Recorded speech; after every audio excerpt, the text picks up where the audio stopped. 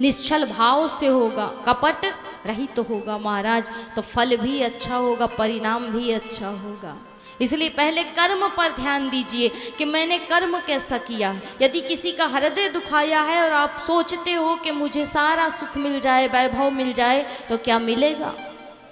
किसी के घर को लूट करके अपना घर बसाओगे तो वो कब तक बसेगा, कब तक बसेगा?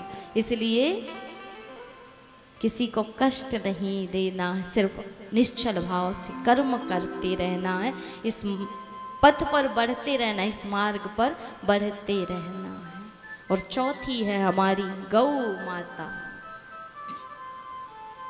इस सृष्टि का आधार। लेकिन आजकल उन पर भी इतना पाप है, इतना अत्याचार बढ़ गया है, लोग उन्हें काटते हैं।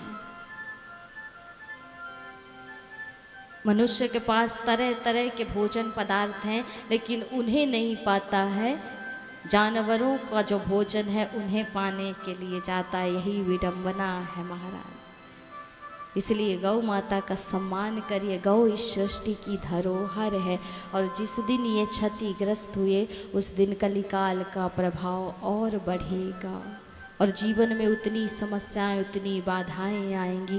गौ का सम्मान तो भगवान ने भी किया है। भगवान ब्रज 84 कोस में जब तक रहे हैं इस धराधाम में, यशोदा मैया कहती है कि लाला पादुका धारण कर ले, तब जाना बाहर, तेरे चरणों में कंकड़ चुभ जाएंगे। तो कहा मैया एक ही शर्त पर पादुका धारण करूँगा, जब तू मेरी सबरी गौवन को चरण पादुका पहनाएगी। अब महाराज जिसके पास 9-9 लाख गाय हों, चरण पादुका कहाँ से लाए 9 लाख गायों के लिए?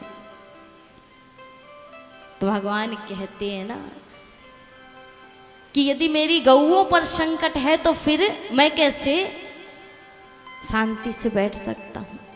इसलिए गौ उनका प्राण है भगवान का, और गौ माता का सम्मान करिए, उनको उनका स्थान दीजिए। ये पृथ्वी 4 ही चीज़ों पर टिकी हुई है, और चारों का यदि सम्मान हो तो कलिकाल का प्रभाव कम हो जाएगा, और यदि सम्मान नहीं हुआ तो कली और बढ़ेगा, और प्रारूप ऐसा होगा कि आज थोड़ी सी समस्या है, संकट है, कल अपार संकट जीवन में आएगा। फिर क्या करेंगे महाराज, फिर कहाँ जाएंगे?